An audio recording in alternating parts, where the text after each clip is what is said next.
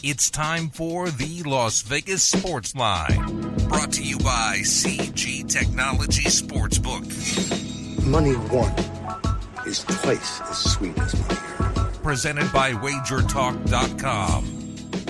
Here we go. It's the Thursday edition of the Las Vegas Sportsline. It's not snowing out right now. That's good. I'm Dave Cokin. Ralph Michaels is here. All right, Platinum is producing our program today. It's brought to you by CG Sportsbooks, our Thursday edition. That means Jason Simbal with the vital behind-the-counter info coming up later, and more with Jason as well, as we'll run the gamut across the board. And then later on in the show, UFC on ESPN now, an added series for what it still has to be the fastest-growing sport out there. And we're going to start paying a little more attention to UFC, and we'll have Dave Millhouse from Millhouse Sports on to discuss this weekend's card and some other UFC-oriented topics as well. Golden Knights lose in a shootout last night, and I must tell you, I did not get to see the most of the third period or the overtime or the shootout because you wouldn't think this is going to happen. But I went out for dinner. It was someplace that had a certain satellite provider for their feed, and they must have gotten a bunch of snow on the dish and lost the signal. I saw some tweets on that, yes. I did not get to see any of it. Well, you know, what have we talked about? Scoring 2 goals isn't going to get done a lot of times. No. And, you know, you saw money. It opened at 120. It opened pretty low, ended up closing at like 145. So people were on the Vegas bandwagon again. But, you know, I know you on Twitter have talked numerous times, what are we going to do to get scoring up? And we'll talk about it. I don't think there's much they can do without mortgaging the future, and that's still not going to make them the best team in the West. I think it's a little reality. This is still just a second-year team. What they accomplished in the first year was beyond amazing. And what they're still going to accomplish, it's an expansion team. They're going to be back in the playoffs again. But I don't think you can start giving away parts of the future to maybe win a series more this season. They're not the best team in the West. They're clearly not the best team in the NHL. And because I think you can make a good argument, maybe the top 3 teams, certainly the top 2, are in the Eastern Conference. It's Tampa and Toronto? If Boston's healthy at playoff time, they're right there. Okay. So the loss isn't that bad then? No. Yeah. The tough part is they're just not generating a lot of offense. But look, this is where they're going to know something that they're going to need to accomplish in the offseason. And I think that when the NHL buzz is that, hey, Mark Stone is an unrestricted free agent out of Ottawa, and he's a scorer, a veteran scorer, that might be a guy the Golden Knights really make a pitch for. They might go after Panarin, who's a free agent out of Columbus. These guys are going to possibly get traded between now and the deadline, but they're probably still going to be free agents this summer. So whoever gets them is going to be on a rental basis. And I would not like to see the Golden Knights go the rental route. I don't think it would be. I don't think it would be a good idea. How many more, in your mind? How many more years for Fleury? Oh, hopefully a good couple more. Okay. Nothing wrong with him. Okay. He looked sharp again last night. He was back on it. Zion Williamson goes down early.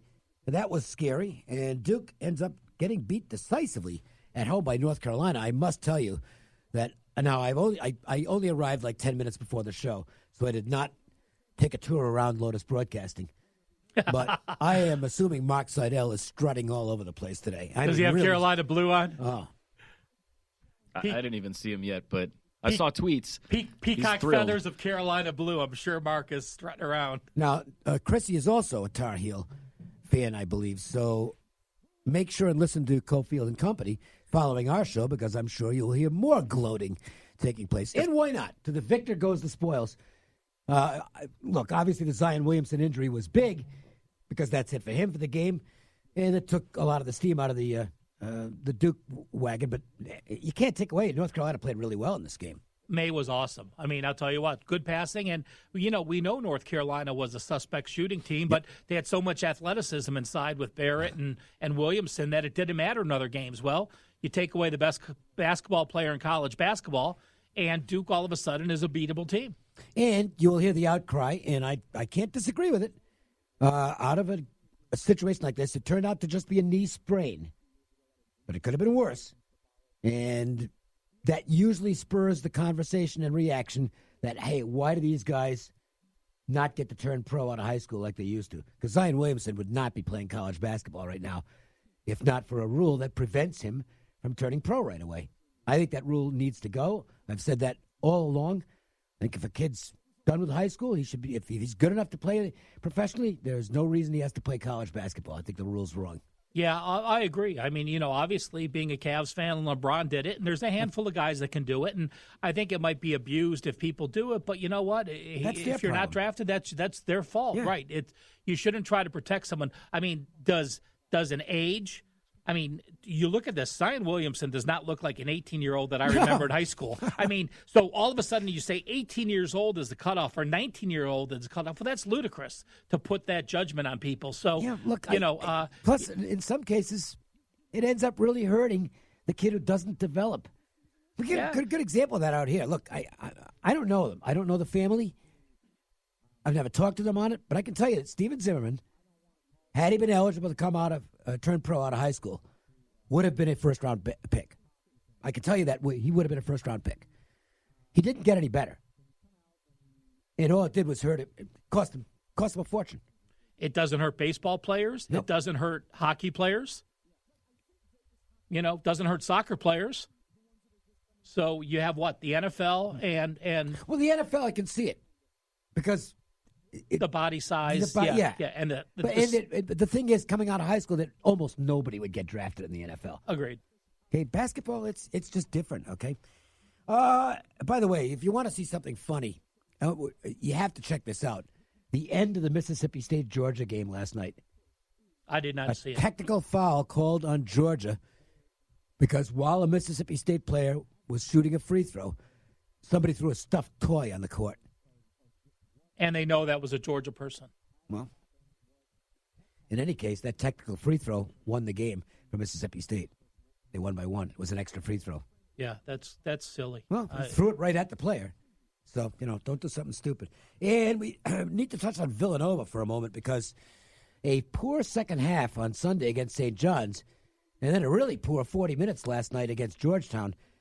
Is it a blip or is Villanova going backwards to where they were at the start of the season when they weren't looking like Villanova?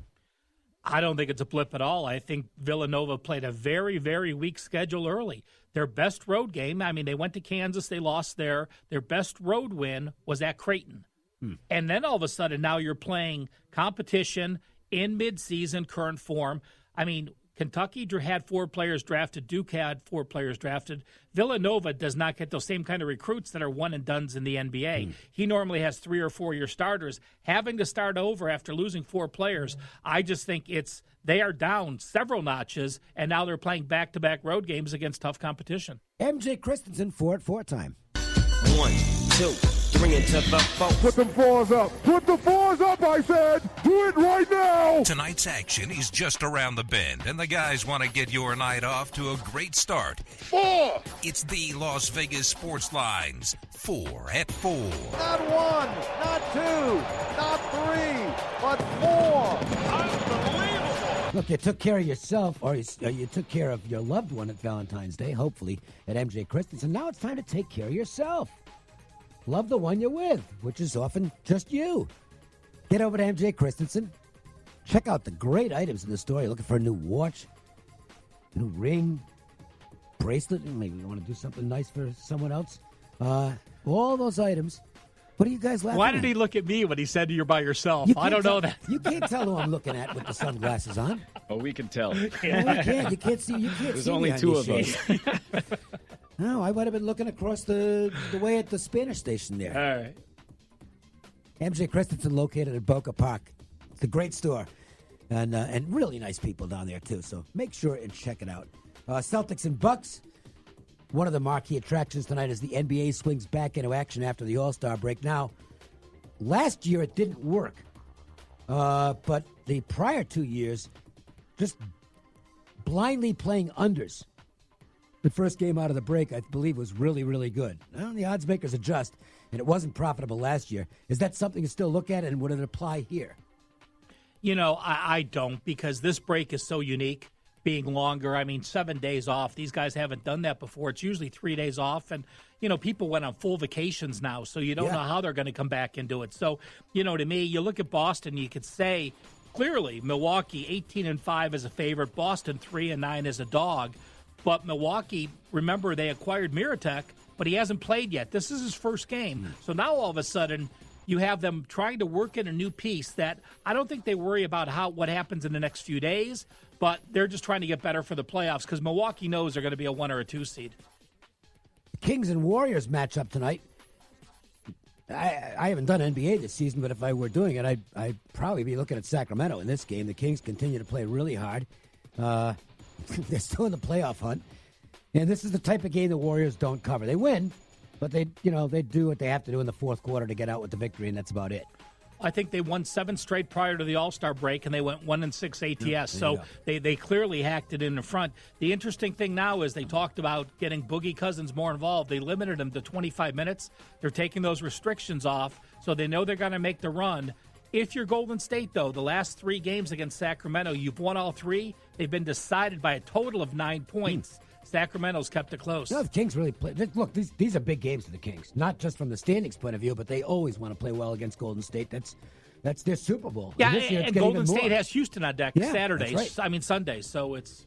Yeah. Speaking of the Rockets, we'll check out their game with the Lakers later on in the Wager Talk marquee matchup. Michigan and Minnesota on the college side, and this if you like situational spots, here's a good situational spot or scheduling spot if you want to call it that. These teams met once before the season at Michigan. Michigan was coming off a loss and still struggled with the Wolverines, barely beating them. Off their first loss of the year. Yes. Against Wisconsin. Held on to beat them by 2. Rematch tonight. Michigan has, I think, their game of the year coming up next with Sparty on Sunday, which makes it almost a standalone type of game. I mean, that's going to be a really big game. We'll talk about that on the Wager Talk podcast after. Good. Yeah. Minnesota ended its 4-game losing streak last time out, got a needed win, and they blew out Indiana. They're still on the right side of the bubble, but they're on the bubble. So this is a really big game for the Golden Gophers. I think the situation definitely favors Minnesota, especially as about a 5-point dog. And I agree. And, you're going to get a game where it's most likely in the 50s. First team to 60 wins. So all of a sudden, put it in perspective, you're now giving up 10% of your score to the spread. Yep. So if this game was a game you're scoring 80 or 90, you'd be giving 8 or 9 points up. So in perspective, Michigan just wants the win. Michigan is the slowest tempo team. They do not turn the ball over. They take 20-plus seconds on the clock before they take a shot.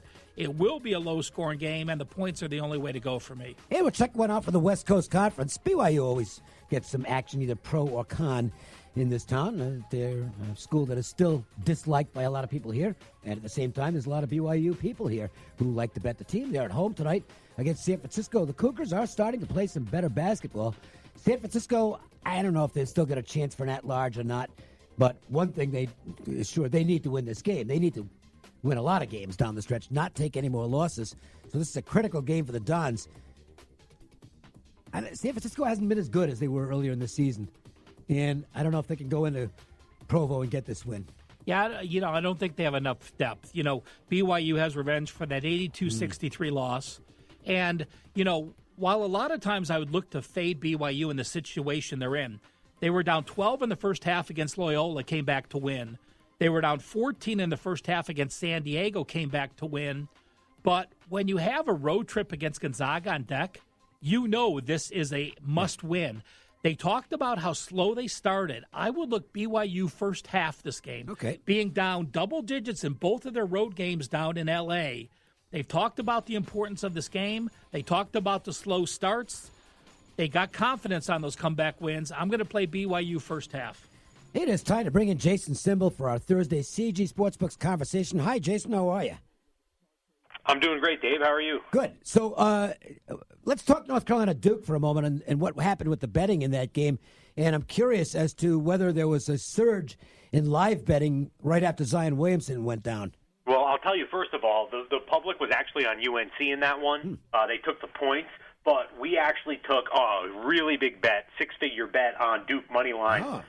Before the game. I don't know if anybody was watching the screen, but we were at minus 550 with Duke on the money line. We ended up closing at minus 750 on the money line because of a 6-figure bet on Duke money line. So the game turned out well for us. In terms of the live betting, It was okay. I mean, it was actually people betting Duke, believe it or not, because